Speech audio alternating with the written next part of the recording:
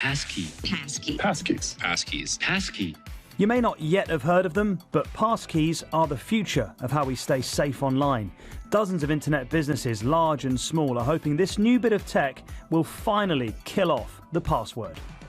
So what are passkeys and why are they a step up from what we've been doing all these years? Well, if you think about an online service as a door, you get in by putting in your password or a passcode.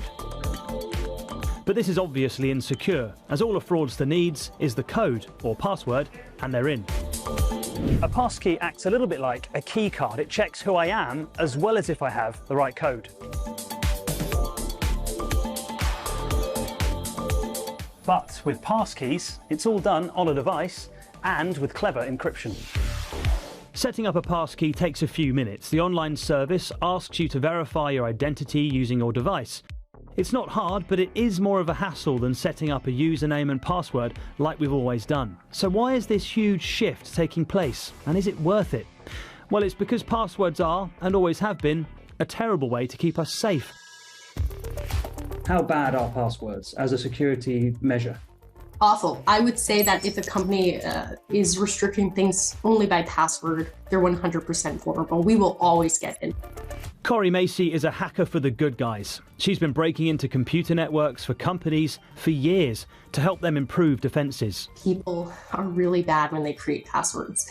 9 out of 10 times when I go into an environment and I try the password summer 2023 or winter 2023, you're going to get a few accounts. We find that people frequently use seeded passwords, like Nashville Predators 12. That's the first password that they made. And then across every platform, they'll just change it, a very minuscule amount. Passkeys, do you think they're going to help things? Yes. Make your job harder? Definitely harder, yeah. The field is always changing. Passwords can, of course, be made more secure if you're willing to put the effort in. Keeping a password secure these days is a bit of a process. First of all, of course, you've got to have really complex passwords across every different online service. Impossible to remember, so then you need a password manager. Then you need to have multi-factor authentication as well. So if you try and log into a service that you don't normally have on, let's say, this device, it's a hassle. It's no surprise that the cybersecurity world has largely failed to get the general public to jump through the hoops needed to make passwords safe. My password manager needs an authentication code. So now, whether we like it or not, the future of logging in online is through our phones with thumbprints, PIN codes, and increasingly facial ID. But how safe is your face?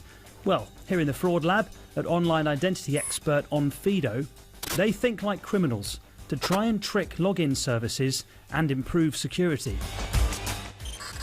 It's probably not enough to fool you, but can it fool a machine? Well, you can make the 2D version at home very simply, printing it off the right size and then cutting out some holes. It's very unsophisticated, it's low tech. These masks, as you can see, they vary in quality, and the trick there is some of them might look similar to the person that's on the document. But what we've found increasingly over the last few years certainly is that we've found more and more what I would call professional fraudsters. They want to ramp it up. They want to be doing several hundred checks or onboarding attempts over the course of an hour. Instead of using masks, they've started using deep fakes in the biometrics side of it. So I am now you. Yep. And if you smile, you have my smile. Yep. That's my smile. Yeah. That's the weird thing, because the photo doesn't have my smile on it. Because you sent us a single front-on shot, and again, this isn't from the video you sent. Oh, okay, this is from just a still picture? Yep, and I could have done this from an image on the internet, and now we're both you. It's so weird. Jonathan, come and have a look. You've got to come and be me. Yep. There's Joe the cameraman. See, I'm doing two jobs. The speed of innovation in fraud is always worrying, but never more so than in the last year, as deepfake tech has become more sophisticated and readily available. If you look just around the edge of the screen here, can you see there's I was just about to ask, how do you actually spot it? But I can see a little bit of it's distortion, picking up this pattern here, right? Okay. And if you look just around the edge of my face, so just around here, When I move, sometimes you can see there's a bit of a distortion there as it sort of switches. I can barely see it. Right, but this is the thing. You're obviously trained for this, and yeah. Yeah, and it's becoming harder and harder for human beings to spot this stuff, which is why we are training machine learned models to do it. Even with advances in deepfake tech, Simon and his team agree that passkeys that use biometrics like facial ID are a massive improvement on passwords. No system will ever fully be hacker-proof, but passkeys do mean that the future's brighter for our lives online.